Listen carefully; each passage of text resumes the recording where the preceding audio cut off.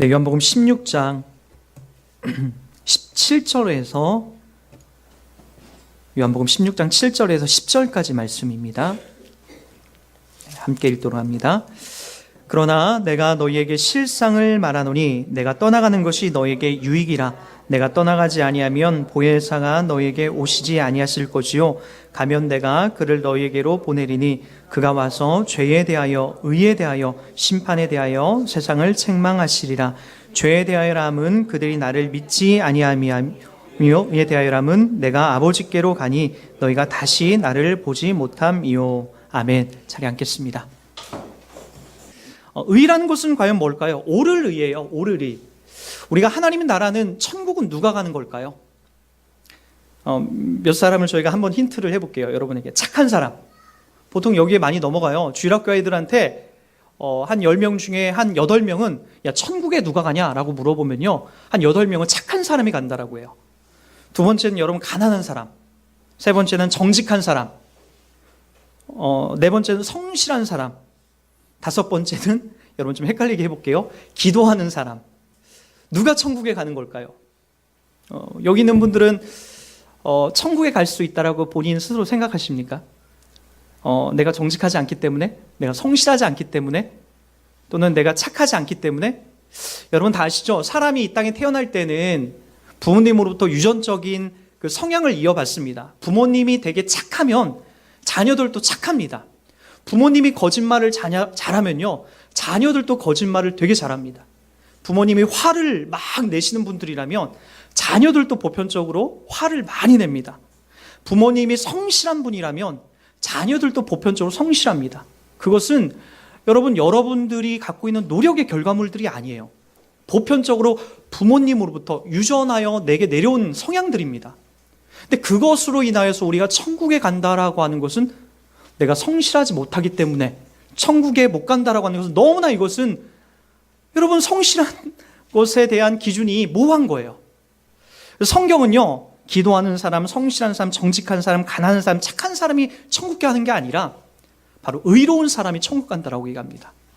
그러나 여러분, 의롭다라고 하는 것은 그것은 우리들의 기준이 아니에요. 성경에서 말하고 있는 옳을 의는 바로 하나님께서 우리들 가운데 내려주신 그 기준 속에 있는 사람만이 바로 천국이요, 하나님의 자녀가 된다라고 이야기하고 있는 거죠. 그래서 여러분 그것을 누가 책망하신다라고요? 성령께서 바로 예수를 맨 처음 믿게 되면서 그것을 확인시켜 주는 거예요.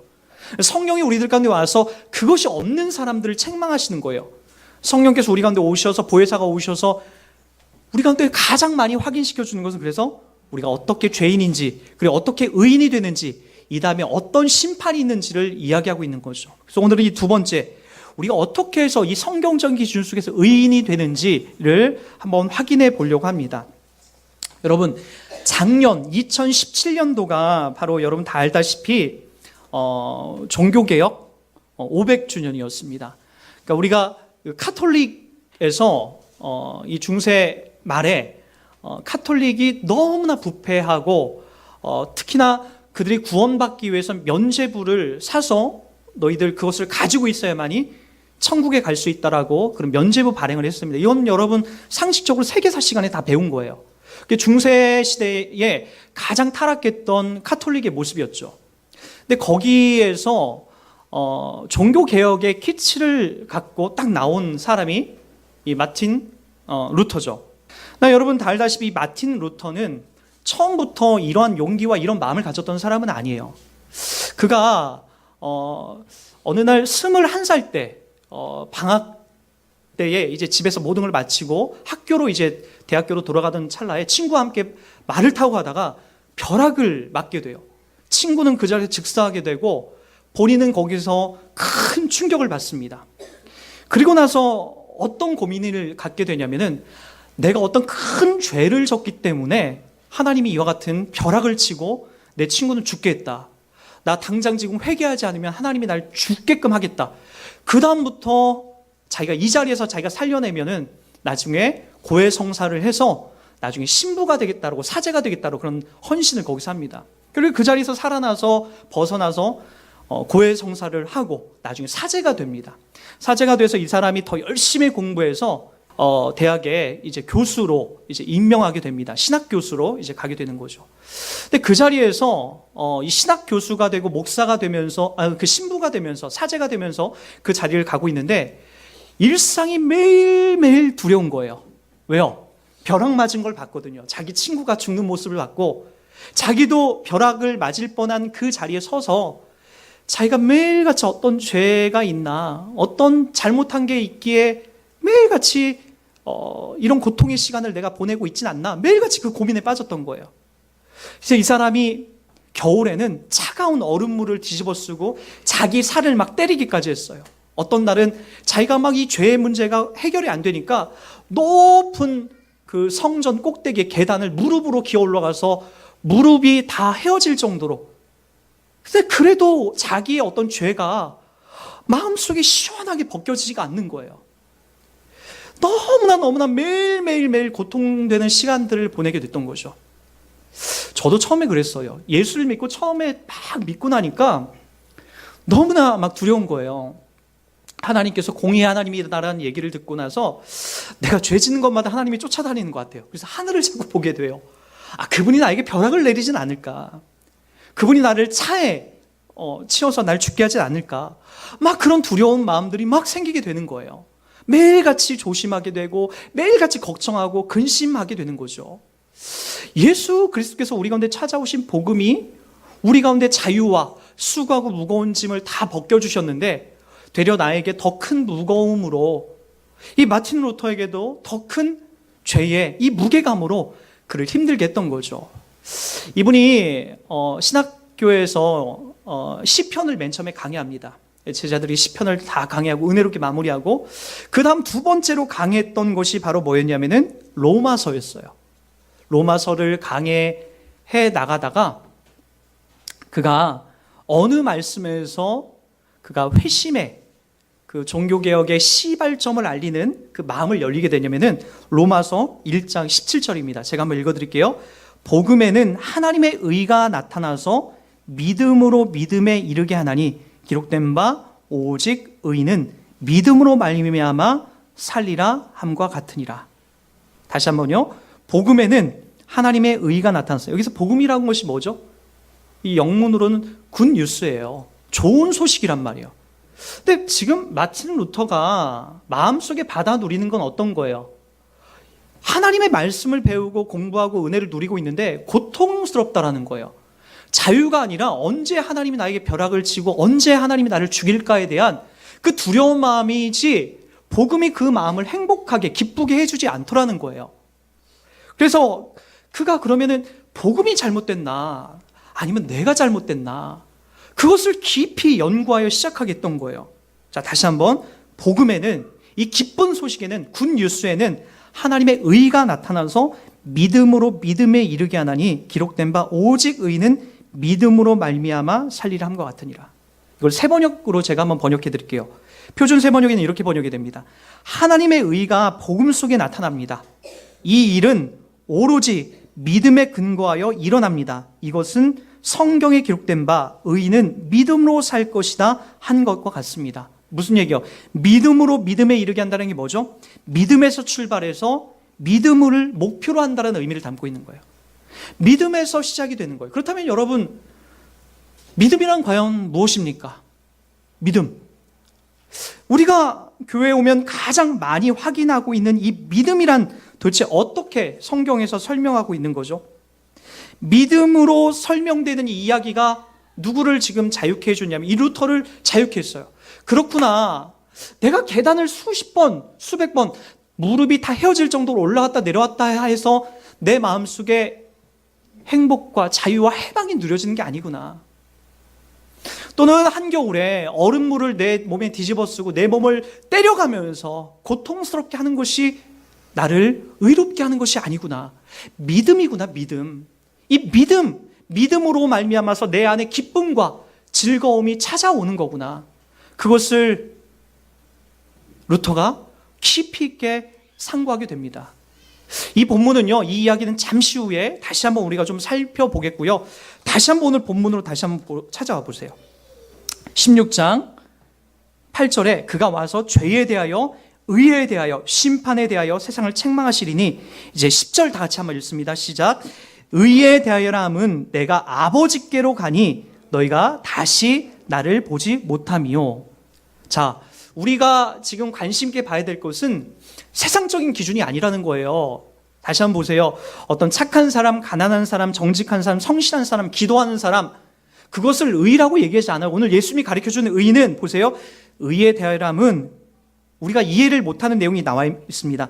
내가 아버지께로 가니 너희가 다시 나를 보지 못하며. 이게 무슨 의예요? 잘 한번 보세요. 여러분들이 생각하는 의와는 너무나 다르다니까요. 그러니까 여러분들이 잘 하나님에 대해서, 기독교에 대해서, 신앙에 대해서 이해를 잘 못하는 거예요. 기독교 신앙은 무조건 착해야 돼, 바라야 돼, 뭐 새벽기도 많이 나와야 돼, 그것 뭐 청소, 봉사 많이 그런 거래. 그걸 자꾸만 우리가 의로 놓거든요. 그게 아니죠. 오늘 보세요. 의에 대하여람은 내가 아버지께로 가니 너희가 다시 나를 보지 못하는 것이 의라고 얘기합니다. 내가 생각하는 것, 우리가 배우고 우리가 느끼고 우리가 경험하는 것과는 너무나 다른 거예요. 도대체 여기 예수님이 말씀하고 있는 의에 대하여람은 내가 아버지께로 가니 너희가 다시 나를 보지 못하면, 이게 도대체 무슨 의미예요? 오늘 분명히 얘기하는 것은 뭐예요? 의에 대하여람은 내가 아버지께로 간다라고 합니다. 무슨 얘기입니까? 여러분, 이 본문이 있기 전에 우리 예수님께서 이렇게 얘기하신 적이 있습니다. 우리 한번 5절 말씀을 보세요. 지금 내가 나를 보내신 이에게로 가는데 너희 중에 나더러 어디로 가는지 묻는 자가 없도다 라고 얘기합니다. 이게 무슨 얘기입니까? 예수님이 내가 아버지께로 간다. 지금 제자들은 이 땅에서 예수님과 영원히 함께 행복과 그리고 부귀와 영화를 누리며 이 땅에 사는 것이 목적이었지만, 오늘 주님께서 말씀하시는 건 뭐예요? 내가 아버지께로 간다라는 거예요. 근데 그 가기 전에 지금 예수님 무엇을 하시는 거냐면은 십자가에서 못 박히시고 죽으시는 이야기를 제자들에게 계속해서 지금까지 해왔어요. 그리고 나서 뭐 한다는 겁니까? 아버지께로 그 다음에 간다라고 이야기를 합니다. 이건 여러분 너무나 중요한 거예요. 여러분, 우리 기독교 신앙에 있어서 주님이 이 땅에 오시고 십자가에서 죽으시고 그가 부활하신 이 사건은, 여러분, 하나님께서 우리들 가운데에 하나님의 자녀로 부름받아서 의롭다고 인정받을 수 있는 유일한 길이에요. 그래서 여러분, 초대교회 가운데 성령이 임하시고 나서 제자들이 계속해서 외쳤던 게 뭐죠? 예수가 살아나셨다라는 거예요. 우리 한번 사도행전 2장을 한번 가보겠습니다.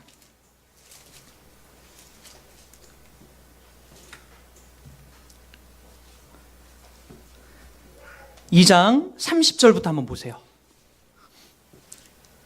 자, 그가 선지자라. 잘 보세요. 하나님이 이미 맹세하사 그 자손 중에서 한 사람을 그 위에 앉게 하리라 하심을 알고, 이게 바로 마지막 선지자 예언자이신 예수 그리스도입니다. 미리 본고로 그리스도의 부활을 말하되 그가 음부에 버림이 되지 않고 그의 육신이 썩음을 당하지 아니하시리라 하더니, 죽으면 썩어야 되고 죽으면 사라져야 되지만 예수님은 지금 어떻게 됐다라는 거예요?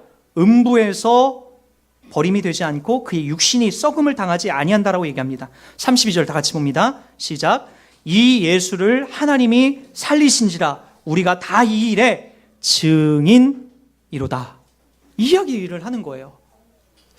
예수님이 십자가에 못 박혀 죽어서 그러면은 썩고 그냥 없어져야 정상인데, 예수님의 무덤은 지금도 비어 있습니다. 그리고 그분이 살아나셨습니다. 그리고 살아나셨을 뿐만 아니라 저 하나님 나라로, 주님이 계신, 아버지가 계신 그곳으로 그가 올라가십니다. 그리고 그 당시에 약 500여 명의 이상의 사람들에게 그것을 일순간에 다 보이게 하셨어요. 그래서 뭐라고 얘기하는 거죠? 이 일에 하나님이 살리신지라 우리가 다 이 일의 증인이로다. 예수님이 죽으셨다 살아나신 거 우리가 봤고 그분이 하나님께로 올라가시는 것을 우린 다 봤다. 지금 그 이야기를 담아내고 있는 거예요.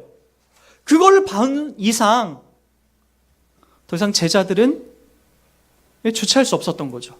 그래서 제자들에게서 오순절 성령이 임하고 보혜사가 임하고 나서 그들이 가장 많이 증언했던 게 예수님이 십자가 지셨다. 그리고 그분이 죽으셨다가 살아나셨다.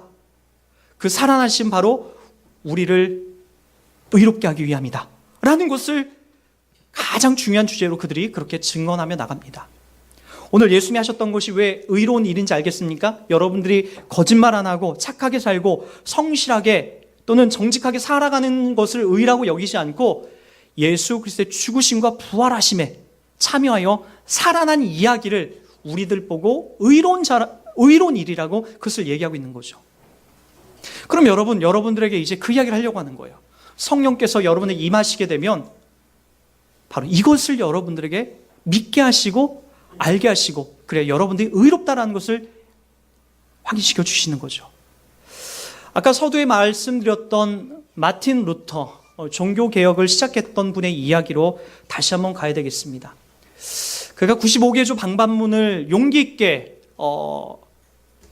구텐베르크 성전 앞에 딱 붙이게 된 것은 그에게 찾아오신 의 때문에 그렇습니다. 그 전까지는 율법에 사로잡혀서 종교적인 힘으로 그의 삶을 아름답게 만들어내는 것에 최선을 다해 보려 했지만 그것도 최선을 다하지 했지만 그것도 자기 마음속에 시원하게 다가오지 않았어요. 저의 삶 속에서 저도 그랬어요. 그 중학교 때 이제 신앙생활을 막 시작하면서 언제 목사님이 이 강대상에서 나의 이름을 좀 칭찬해 줄까? 그것이 그 당시에는 아주 중요한 저의 화제거리였습니다. 저는 다른 사람들보다 정말 열심히 중학교 시절을 보냈어요. 교회에 오면은 물론 기도하고 찬송하고 그 당시부터 중학교 때부터 주일학교 선생님을 했고 그리고 누가 알아주지든 안 알아주든 교회 와서 그 청소하는 것을 매일같이 즐겨했어요. 근데 이게 처음에는 순수한 동기였는데 어느 순간 목사님이 그 장면을 청소하는 장면을 딱 보시고 강대상에서 우리 김남석 학생이 이렇게 청소를 열심히 한다고 그렇게 얘기해 주는 순간부터 이상하게 제 마음이 좀 바뀌기 시작하는 거예요. 청소를 열심히 하다가도 언제 목사님이 오실까? 그것이 저의 관심사였어요. 열심히 청소하고 열심히 깨끗이 정리하는 것보다도 더 중요한 건 목사님이 언제 오느냐예요. 그래서 또 언제 목사님이 나의 이름을 불러주고 또 성도님들 앞에서 성도 앞에서 나를 칭찬해 줄까? 그것이 저의 관심사고 화제거리였죠. 그러나 여러분, 제가 믿음이 바르게 세워지게 되니까 그것이 중요하지 않다라는 걸 알게 됐어요. 저도 똑같이 중학교를 넘어서 고등학교 시절에 성경 묵상을 하면서 로마서 3장을 통하여서 저의 마음에 참된 회복을 얻게 된 계기가 있었습니다. 여러분, 마틴 루터도 마찬가지였어요. 이 본문을 읽다가 로마서를 천천히 연구하다가 그가 3장에 와서 그가 참된 행복을 누리게 됩니다. 우리 한번 로마서 3장으로 한번 가보도록 하겠습니다. 3장 우리 한번 보도록 할게요. 20절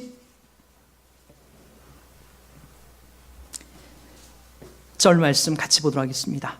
3장 20절이에요. 다 참 보세요. 정말 중요한 부분이에요. 저도 이 본문을 통해서 저희 마음속에 너무나 기쁨과 참된 회심, 그 즐거움, 주님의 복음이 무엇인지를 알았거든요. 3장 20절 다 같이 보세요. 그러므로 율법의 행위로 그의 앞에 의롭다 하심을 얻을 육체가 없나니 율법으로는 죄를 깨달음이니라. 이제는 율법 외에 하나님의 한 의가 나타났으니 율법과 선지자들에게 증거를 받은 것이라. 곧 예수 그리스도를 믿음으로 말미암아 그의 모든 믿는 자에게 미치는 하나님의 의인이 차별이 없느니라. 모든 사람이 죄를 범하였음에 하나님의 영광에 이르지 못하더니 그리스도 예수 안에 있는 속량으로 말미암아 하나님의 은혜로 값없이 의롭다 하심을 얻은 자 되었느니라. 정말 중요한 이야기를 하고 있어요. 우리가 착한 사람, 가난한 사람, 정직한 사람, 성실한 사람, 기도하는 사람, 그러한 것을 나열하지 않습니다. 우리가 하나님 앞에 의롭다라고 하면서 저 천국에 갈 수 있는 건 뭐예요? 우리가 행하는 율법의 행위. 누구는 더 열심히 한다, 누구는 못한다, 누구는 성실하다, 누구는 불성실하다, 그런 기준이 아니라 바로 어떤 의미라는 거예요? 그리스도 예수 안에 있는 그분이 죽으셔서 살아나셔서 하나님 나라로 가신 그 의로운 행위 때문에 그분 안에 있음으로 우리가 의롭게 된다라고 이야기를 하고 있는 거죠. 여러분, 이 마틴 루터가 그의 인생에서 이 회심을 누리면서 썼던 일기가 있습니다. 제가 한번 하나님의 이 회심 속에서 누린 그 일기를 꺼지지 않는 불길이라고 하는 이 책에 기록되어 있는 내용이 있어요. 제가 한번 그 부분 한번 읽어보도록 할게요. 나는 수도사로서 흠없이 살았다. 하지만 나는 내가 하나님 앞에서 지극히 어지러운 양심을 가진 죄인임을 느꼈다. 내가 내 자신에게 만족하면 하나님 마음이 풀리신다는 것을 믿을 수 없었다. 나는 죄인들을 벌하시는 의로우신 하나님을 사랑하지 않았다. 그래, 나는 그분을 증오했다. 또 하나님을 모독하진 않았지만 그래도 은밀히 분명 큰 소리로 중얼거리며 하나님께 화를 내고 이렇게 말했다. 하나님은 원죄로 인해 영원히 잃어버리신 비참한 죄인들이 십계명 율법에 따른 온갖 재앙으로 말미암아 산상조각이 나는데도 이런 죄인들이 하나님을 소유하지 못한 채 복음으로 인해 정녕 그의 의와 진노로 우리를 위협하는 복음으로 인해 고통이 더해가는데도 충분하지 않으신 것 같군요. 라고 하면서 답답한 자기의 마음을 담아냅니다. 이처럼 나는 맹렬하고도 고달픈 양심으로 분노를 토해냈다. 그럼에도 나는 그곳에서 바울을 끈덕지게 두들기며 바울이 알기 원했던 것을 아주 열렬히 알고 싶어 했다. 마침내 나는 하나님의 은혜를 힘입어 밤낮 묵상을 거듭했다.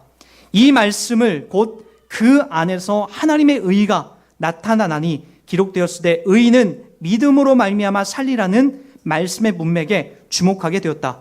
거기서 나는 하나님의 의가 의인이 하나님의 선물 곧 믿음으로 말미암아 살게 하는 의라는 것을 이해하기 시작했다. 이것은 이런 의미다. 하나님의 의는 복음으로 곧 자비로우신 하나님이 믿음으로 우리를 의롭게 하시는 수동적인 의로움으로 말미암아 나타났으니 의는 믿음으로 말미암아 살리라고 기록된 것과 같다. 여기서 나는 완전히 다시 태어나 열린 문을 통해 낙원으로 들어갔다고 느꼈다. 어떤 의미인지 알겠습니까? 지금 그동안에 루터가 가졌던 고통은 뭐예요? 내가 하나님 앞에 뭔가 지금 만족해드리지 않기 때문에 내가 여전히 고통받고 해방하지 못한다라는 그런 느낌을 받았습니다. 그러나 그것이 아니라 바로 수동적으로 하나님의 은혜가 내 안에 임하신 그 수동적인, 하나님께서는 능동적인 거고 나는 그분에 끌려가는 수동적인 행위 때문에 수동적인 모습으로 나는 의롭다라고 인정받은 자가 됐다라는 거예요. 그러니까 지금까지 이 루터가 자기 몸을 한겨울이 되면 때리면서 자기 몸을 학대하면서 너 왜 그것밖에 안 돼? 너 왜 그것밖에 못해? 라고 하면서 찬물을 끼얹고 자기 몸을 학대하고 높은 계단을 무릎이 헐 정도로 올라락 내리락 했던 그런 자리에서 본인이 의롭다라고 여긴 것이 아니라 바로 하나님의 이 값없이 너를 의롭다라고 인정해 주신 그 내용 때문에 바로 우리가 의롭게 되었다라는 거예요.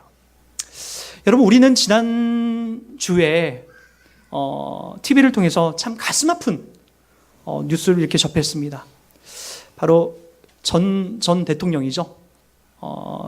우리 교회에서는 그분이 대통령이 됐을 때 장로 대통령이 됐다라고 얼마나 많은 사람들이 칭송하고 좋아했는지 모릅니다. 저는 어느 순간부터 그런 마음이 들어요. 장로님이 대통령이 되고 장로님이 높은 지위에 있고 목사님이 어디 정치적인 것에 높은 자리에 있고 그것이 달갑지가 않아요. 잘하면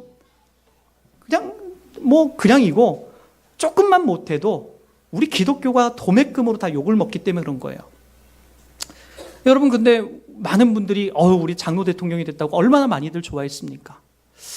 그래서 제가 안타까운 건 그 지점이에요. 장로가 돼서 대통령이 됐는데 여러 가지 뒤에서는 하나님과는 상관없는 여러 가지 불법적인 일들이 자행되고 말았던 거죠. 근데 여러분, 참 무서운 건 뭐죠? 여러분, 아무리 권력과 힘이 있고 아무리 대통령이었다라고 하지만 여러분, 판사가 너 죄인이야, 너 15년형에 처할 거야 라고 하는 60분 동안의 이 재판의 결과물을 낭독하는 순간 이 땅에서 아무리 힘과 권력이 있는 사람이라 할지라도, 아무리 높은 대통령이라 할지라도 결국에는 죄인으로 전락하게 되고 만다라는 거죠. 여러분, 성경이 무엇을 말하고 있죠? 하나님입니다. 만유의 주제이시고 우리를 통치하시고 만드시고 이 우주의 주제이시고 우주의 왕이신 하나님이 뭐라고 얘기합니까? 자, 보십시오. 그리스도 예수 안에 있는 속량으로 말미암아 하나님께 은혜로 값없이 의롭다 하심을 얻은 육체가 되었느니라. 로마서 8장으로 또 가볼까요? 그러므로 이제 그리스도 예수 안에 있는 자에게는 결코 정죄함이 없나니 이는 그리스도 예수 안에 있는 생명의 성령의 법이 죄와 사망의 법에서 너를 해방하여 씀이니라. 갈라디아서 2장 6절로 가볼까요? 사람이 의롭게 되는 것은 율법의 행위로 말미암음이 아니요 오직 예수 그리스도를 믿음으로 말미암는 줄 알므로 우리도 그리스도 예수를 믿나니 이는 우리가 율법의 행위로서가 아니라 그리스도를 믿음으로써 의롭다함을 얻으려 함이라. 율법의 행위로는 의롭다함을 얻을 육체가 없느니라. 다 우리가 그 자리를 지금 부여받고 있습니다. 서두에 말씀드렸듯이 우리가 의롭게 되는 것은 믿음으로 말미암지 않고는 하나님 앞에 의롭다함을 얻을 육체가 없습니다. 근데 성경에 말하고 있는 믿음이 과연 뭘까요? 여러분, 믿음이라는 것은 나는 이 건물이 넘어지지 않을 것, 부서지지 않을 걸 난 믿어. 그래서 우린 이 자리에 들어왔어. 이걸 믿음으로 하지 않습니다. 이건 확률입니다. 믿음이라고 한 것은 거룩한 인격자와 인격자의 관계성을 말하는 거예요. 그러니까 이것은 여러분과 저와의 관계성을 말하는 거예요. 나는 저 사람을 믿어. 나는 저 사람을 신뢰해. 라고 할 때에 그 사람에 대한 어떤 분명한 믿을 만한 어떤 이유가 있기 때문에 그것을 믿음의 대상으로 놓는 거죠. 우리가 하나님을 왜 믿죠? 보이지도 않는 하나님을 왜 믿습니까? 하나님이 우리들 가운데 무엇인가 모르지만 확신과 신뢰와 그리고 어떤 것을 시작하셨기 때문에 그런 거예요. 누차 말씀드리지만 성경에서 가장 믿음을 이야기할 때 가장 중요한 사람을 뽑는 사람이 아브람입니다. 다 알다시피 여호수아서에서 증언하듯이 아브람은 이미 그의 아버지 데라가 우상을 만드는 사람이었어요. 우상을 만들고 그의 집안 대대로 우상을 만들어 온 집안이었지 하나님을 믿는 집안이 아니었단 말이에요. 근데 아브람은 믿음의 조상이 됩니다. 어떻게 해요? 우상을 만들다가 어느 날 하나님께서 그에게 개입하기 시작한 거예요. 아브라함아, 이게 무슨 소리예요? 내가 만든 우상은 단 한 번도 나에게 어떤 소리를 들려준 적이 없는데 어느 날 갑자기 하늘로서 무슨 소리인지는 모르지만 아브라함을 이름을 불러주고 그를 불러내거든요. 너의 본토 친척 아비집을 떠나서 우상을 만드는 그 자리를 떠나서 내가 지시할 땅으로 가라. 그렇게 믿음이 시작된 거죠. 그렇게 실수와 좌충 우두를 통하여서 결국에 하나님을 차근차근 배워가는 것, 그것을 믿음이라고 하는 겁니다. 하나님이 시작하셨고 하나님이 완성하신다라는 믿음으로 시작해서 믿음으로 마무리되는 이 믿음에 이르게 하는 그 믿음이 바로 그렇게 연결이 되는 거죠. 여러분, 저와 여러분들도 마찬가지요. 우리가 왜 이 자리에 나와서 하나님의 이야기를 듣냐라고요? 왜 하나님의 말씀을 듣냐라고요? 그건 잘 모릅니다. 신비한 겁니다. 내가 왜 이 자리에 나와 있는지를 잘 한번 생각해 보세요. 나 같은 사람이 오늘 이 자리에 앉아서 왜 하나님 말씀을 듣고 찬송하고 있는지, 기도하고 있는지 분명히 여러분이 이 얘기 들을 거예요. 다른 사람이 여러분들에게 저 미쳐서 그럴 거야. 그러나 우리 미치지 않았습니다. 우리 정신이 이상하지 않습니다. 더 분명하고 또렷합니다. 왜요? 우리 가운데 시작하신 이 믿음 때문에 그렇습니다. 예수 그리스도를 믿고 있는 믿음, 성령께서 우리 가운데 내주하셔서 그분을 믿게 하시고 하나님을 영적으로 보게 하신 그 믿음 때문에 저와 여러분들이 이 자리에 있게 되는 거죠. 그래서 만유의 주제 되신 그 하나님께서 너 죄 없어. 왜? 예수 그리스도께서 십자가에 죽으시고 그가 부활하시고 바로 나에게 올라와 있기 때문에 그 의로운 그 일들 때문에 너도 죄가 없다라고 내가 인정해. 꽝. 감히 여기에 누가 토를 달 수 있습니까? 저 아직 착한 사람이 아니어서요. 저 가난해서요. 저 정직하지 못해서요. 저 성실하지 못하거든요. 저 기도도 아직 못하는데요.